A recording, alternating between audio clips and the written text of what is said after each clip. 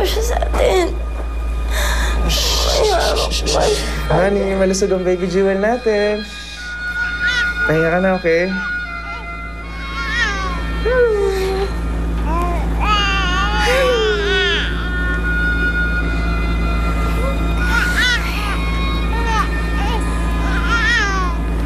Tingin mo sa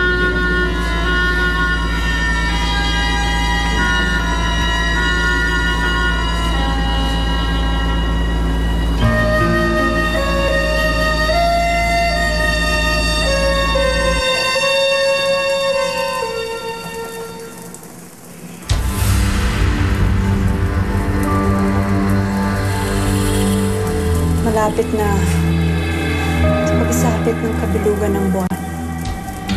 Mapapasakin ka na. Magsasama na rin tayo, anak ko.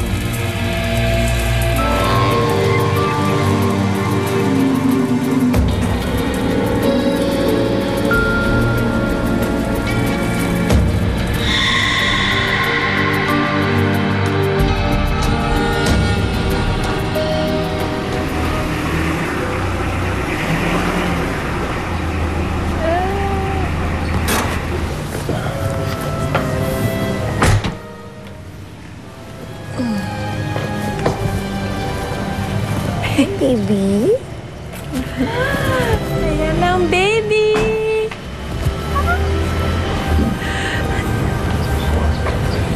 Yaya, ingat lang kay baby, ha? Yes, ma'am. Oh, yan na si Jewel, ha? Yan na ang alagaan mo ngayon. Mommy! Huwag niyo siya ibibigay sa kanya. Bad siya. Elodie, don't say that. Mag-sorry ka kay Yaya. O naman, Mommy. Bad yan. She's a witch. Watch your mouth, ha?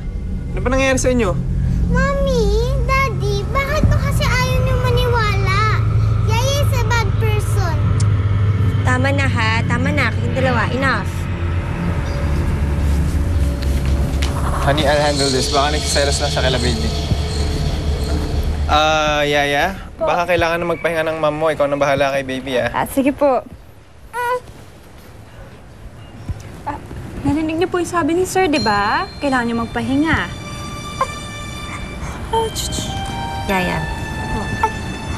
Ako pa rin ang ina ni Jewel, ha? Yaya ka lang.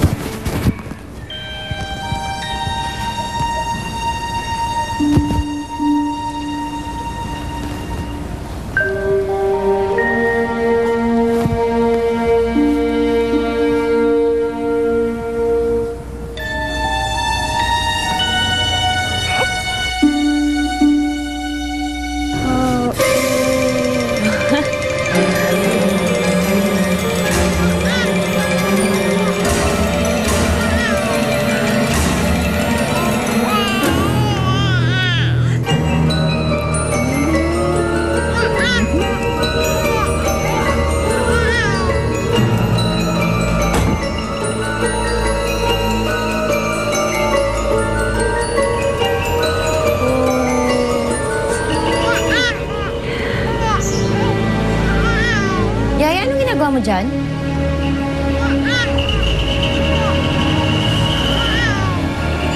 Akin mo na si baby. Shirley, akin na ang anak ko. Sorry po, ma'am.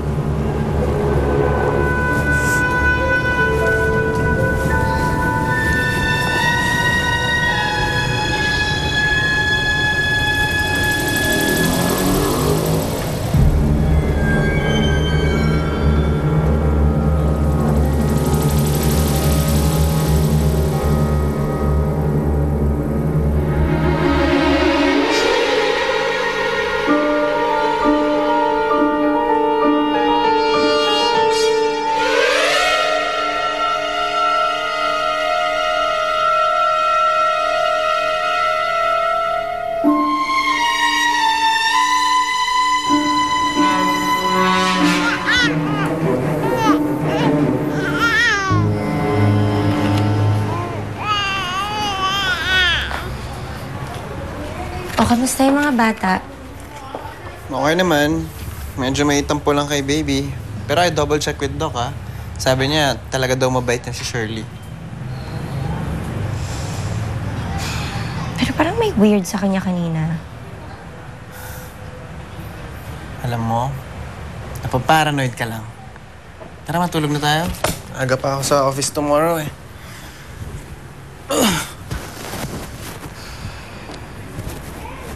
Masaya ako na nanganak ako na walang komplikasyon. At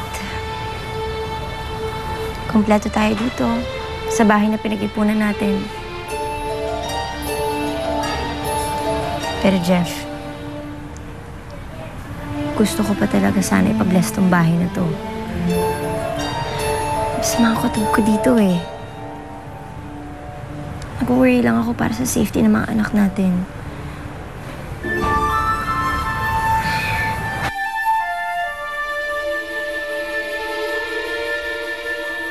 Ate, mahal pa ba tayo ni Mami? Parang si Jiwo lang ang inaalala nila.